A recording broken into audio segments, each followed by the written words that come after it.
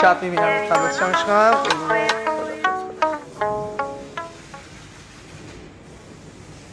چیه اینجا؟ احمد سرتو بیار بالا بینم. امید دعوت چه خبره اینجا؟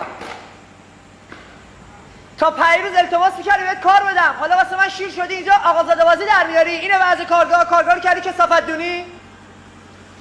اگه بهت چی نمیگم به خاطر پول توزی باباته.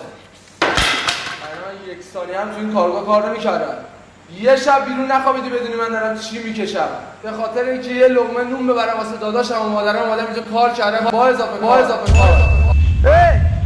فکری کجایی؟ بله با چشم ببخش.